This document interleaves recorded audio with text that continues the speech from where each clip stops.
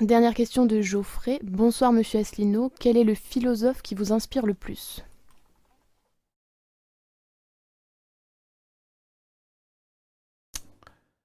Euh,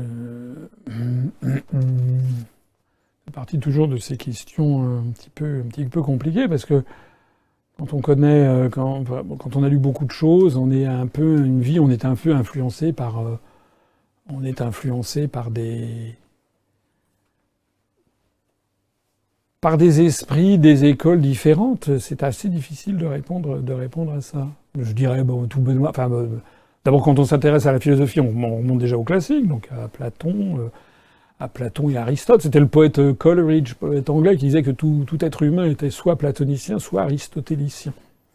En gros, pour les gens qui ne verraient pas très bien ce que ça veut dire, Platon, c'est un peu l'idéalisme, le monde des idées, avec la caverne de Platon. Enfin, les gens connaissent, enfin les gens qui sont intéressés à la philosophie connaissent ça. Et puis Aristote, ça serait plutôt le côté encyclopédique, le côté pragmatique, le côté voilà, un petit peu Monsieur Je sais tout, et beaucoup plus pragmatique que. Donc en gros, c'est ça. Il y a un peu deux grandes écoles. Sinon, ben, je sais pas, il y a beaucoup de philosophes dont on pourrait parler.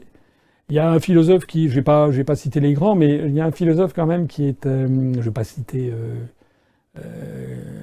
comment dirais-je, euh, les philosophes français, mais je citerai peut-être David Hume, qui est un philosophe anglais des années du XVIIIe siècle, qui est le fondateur de l'empirisme. J'aime bien les travaux de David Hume, il n'est pas très connu, mais en particulier, David Hume avait, je crois que c'est dans les essais moraux et politiques, David Hume avait répondu à la question pourquoi l'Europe domine-t-elle le monde? Et il a répondu à cette question en disant parce qu'elle est constituée d'États différents qui sont en concurrence les uns des autres. Vous voyez où je veux en venir? C'est que finalement, ce qui a fait la grandeur de l'Europe, c'est sa division. Voilà. Et plus on veut unifier ça, plus on est en train de tuer le génie européen. Voilà, c'est ça le point. Je trouve que c'est quand même intéressant. Voilà. Bon, sinon, il y a évidemment des très grands philosophes dont je ne parle pas, parce que sinon, ça va prêter à des interprétations politiques. Mais c'est vrai que quelqu'un comme Karl Marx, qui n'était pas du tout ma tasse de thé quand j'étais jeune, mais quand on voit certaines intuitions de Marx, ce sont quand même tout à fait intéressantes. Il faut dire qu'au XVIIIe, XIXe siècle, c'était déjà un peu le cas de David Hume d'ailleurs, mais au XVIIIe, XIXe siècle, on ne fait pas encore parfaitement le départ, on ne fait pas parfaitement la distinction entre philosophes et économistes. Les économistes, d'ailleurs, économiste c'est un mot d'origine grecque, il y a aussi des théories économiques chez Aristote.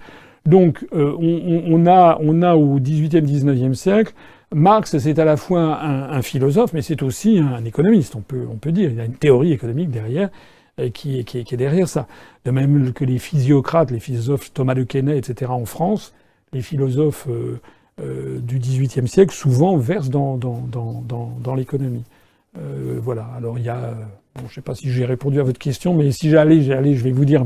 Voilà, si ça pouvait vous intéresser, vous donner un nom à aller voir, allez vous documenter sur David Hume, H-U-M-E, qui est le fondateur de l'empirisme, même si je ne méconnais pas tout ce qui est fait par ailleurs. Et là, on ne parle que de philosophie, je ne parle pas de mystique et de mysticisme, parce que là, c'est tout à fait autre chose. Mais ça sera peut-être pour une autre question, une autre fois, où je vous parlerai peut-être, je ne sais pas moi, de Sainte Thérèse d'Avila, du père de Foucault, ou bien de Rumi. De Rumi, le fondateur, si l'on peut dire, des derviches tourneurs, qui est sans doute l'un des plus grands mystiques de l'histoire de l'humanité.